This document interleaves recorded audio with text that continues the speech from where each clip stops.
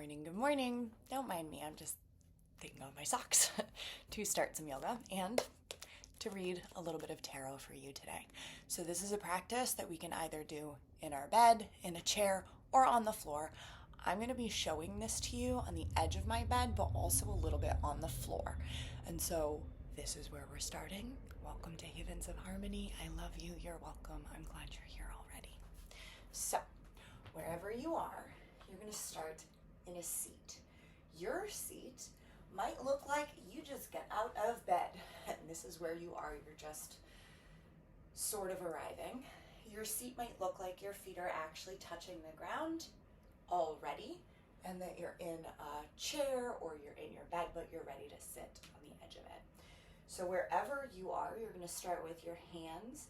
The paw pads are facing down to actually touch someplace on your body, maybe your thighs, maybe your heart, and you'll close your eyes if that feels okay for you. If not, be in a soft, gentle gaze.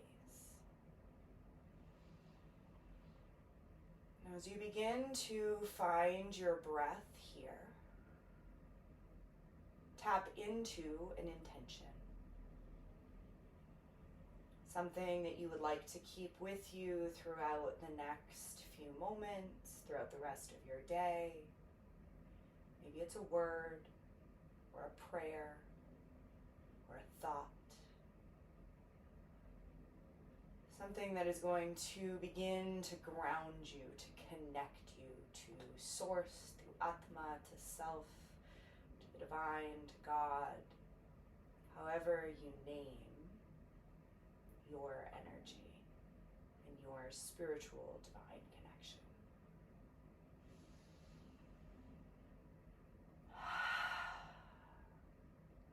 On your next exhale, if your eyes have not been open the whole time, you will begin to blink your eyes open. And you're going to take those same hands that might be somewhere on your heart or on your thighs, wherever they are, and you're going to begin to find your feet on the floor, on the ground, and then your hands will actually come to your knees.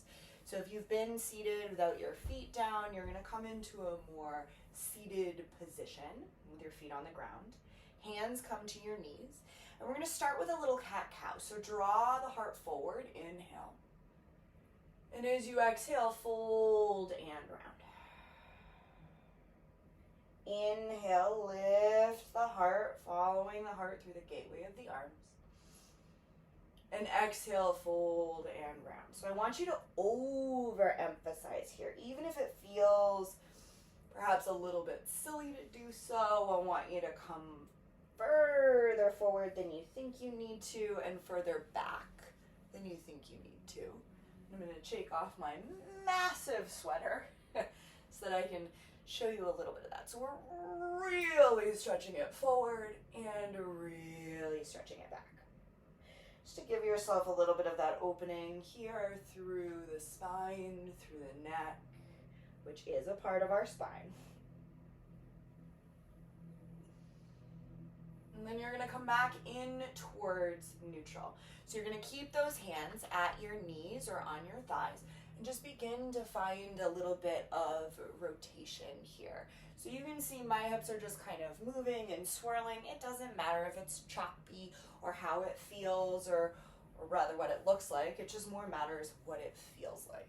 So you'll switch direction, just kind of opening up what we call the Shakti pot, which is a little bit of feminine energy, a little bit of divine energy. And then you'll come back to neutral in your body and begin to find that same intention through your neck. So finding 3 neck rolls in one direction, and then find 3 in the other.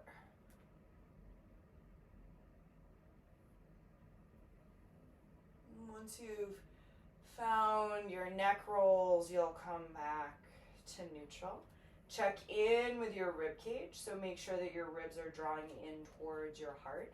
And this time, reach both arms up towards the sky.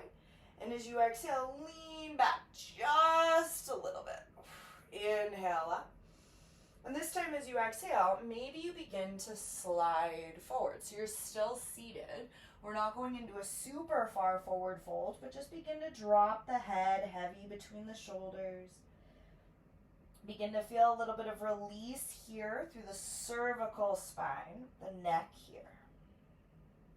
And then as you inhale, you're going to draw all the way back up using your core. Draw both arms up, inhale. Maybe a slight back bend, and then come bring your hands to your heart. We're going to do 2 half sun salutations. So you're going to bring your hands to your heart, draw in your core, and maybe now you're ready to stand up out of your bed or your chair, wherever you are. You're going to interlace the fingertips, hold hands like you love yourself. I hope you do. And then flip those palms away from you for a moment. Inhale, rise, draw them all the way up to the sky. Root through both feet and draw over just to one side. Find a little bit of that side waist stretch. A little anahata, inviting in more love, more heart chakra energy. Inhale, lift. Then exhale, come again up and over to the other side. So anahata is the heart chakra, and it connects us in through things like the side waist, the shoulder, the lungs, the heart, physically. And then emotionally, it opens us all the way through every emotion. Inhale, rise. And exhale, bring those palms behind you. So you're going to bring the hands into your back pockets. Shift the hips forward. Lift the heart a little bit here. Inhale. And then as you exhale, you're going to bend your knees and begin to just slide forward here through the hamstrings. Drop that head. You might grab opposite palm to opposite elbow. You might reach for the floor. You might bend your knees so much that your hands meet the ground. Wherever you are is perfect. But know that you can integrate movement. Know that you don't have to stay still here. Now I'm bringing in what we call anahata, the heart, this morning. As I said, the world is always heavy, but especially lately, which we've been discussing in our more private discussions. But the anahata space, the heart space, helps us reconnect to that universal, agape, unconditional, Jesus-style love. You're going to root through the feet, reach those palms all the way up. Maybe you have a friend join you. Exhale, hands to heart center. We're going to do that one more time, but this time we're doing it without the side waist bends. So you're going to inhale, rise, lift, lift, lift. Maybe do a baby back bend here. And then as you exhale, slide all the way forward. Maybe rub a kitty belly or two. I got you. Good boy. And then root through those feet, reach all the way back up. Inhale. Exhale, hands to heart. We're going to make this just a little bit more complicated. You're going to bring your heels in, your toes out. Bring your hands to your hips. And then sit the hips down nice and low as you can go. That might not be as low as I am. And then inhale, rise back up. We're not going to be here for long. We're going to do that 2 more times. Your hands can stay at your hips or they can come to your heart. Deep breath in. Exhale, sink low. Just opening up a little bit of the hips here. Opening up a little bit of that playful energy. Exhale, last one. Sit down nice and low. Hopefully you're not being judged quite as hard as I am by your animals. Inhale, lift. And then bring the toes back to touch. And you'll come again to a seat so that we can meet on the mat, whatever it is that is your mat. So we're going to come to this seat. And again, bring your hands to your heart. Now at first, check in with your heart physically. Is it beating a little bit faster? Is it making any rumblings or noise?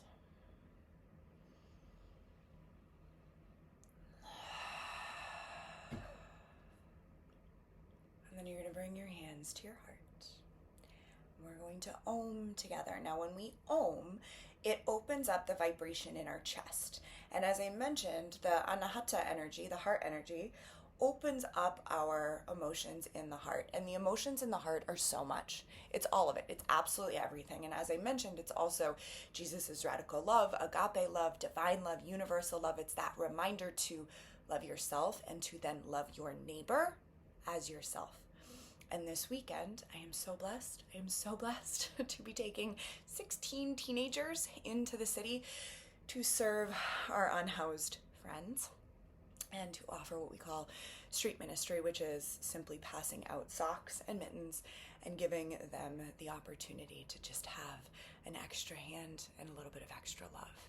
And so when we Om together, when we create that vibration in our hearts, it opens up the vibration in our heart, but then it also ripple effects out to everyone else.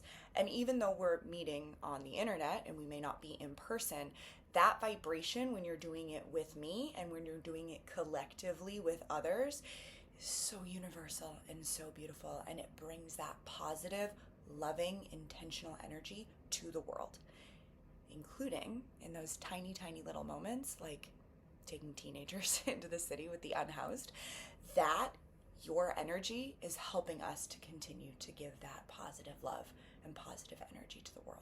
So let's Om together, okay? Hands to your heart. Sit up nice and tall, deep breath in.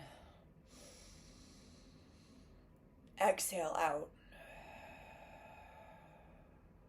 And then inhale, lift.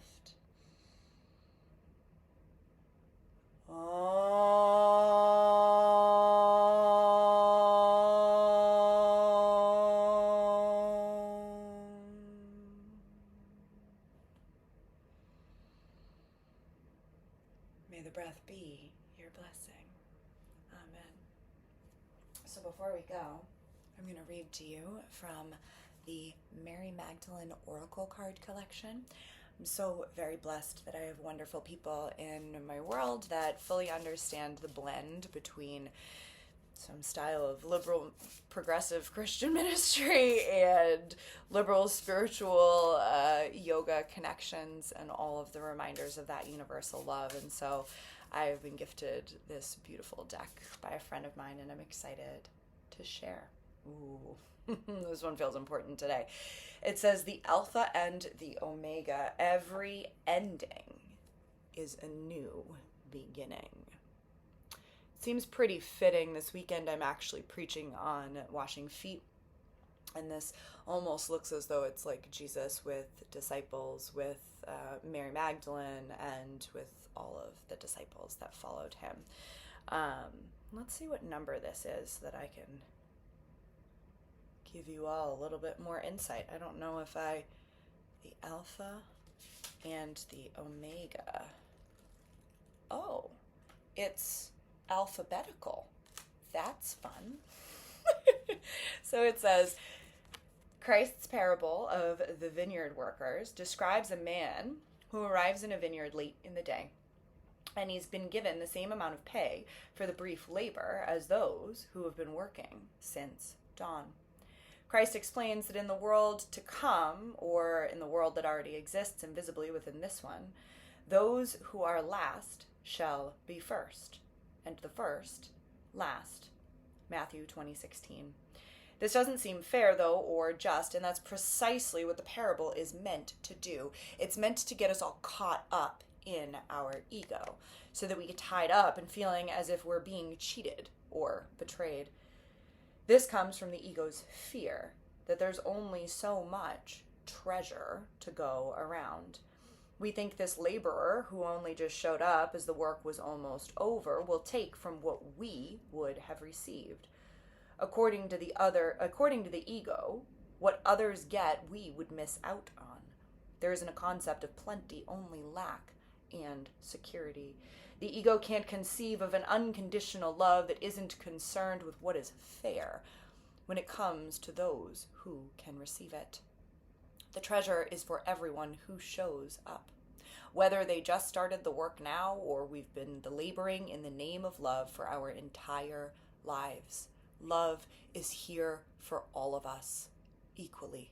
Love operates on a system that is limitless, and this feels entirely unfair to the ego. And when we realize that the last shall be first and the first last, the ego is released. And what we had felt like a painful betrayal or an unjust situation expands into something new. We can revel in the unreasonable abundance of love. The alpha is the first letter in the Greek alphabet, and the omega is the last. So this is the practice. To keep releasing the ego, which means having massive amounts of mercy on ourselves and others. We keep reaching the omega point so that we can rise again, which means starting over, going back to the beginning. Humble, human, more merciful, and more in love. As I said, that seems incredibly appropriate for this weekend when I'm heading in to serve the unhoused. And I so pray that you are able to do something that fuels you, that brings you joy, that brings you hope, and perhaps brings other people hope as well. I am sending you all so much love. I hope that you have a beautiful, beautiful, beautiful day. Sat Nam.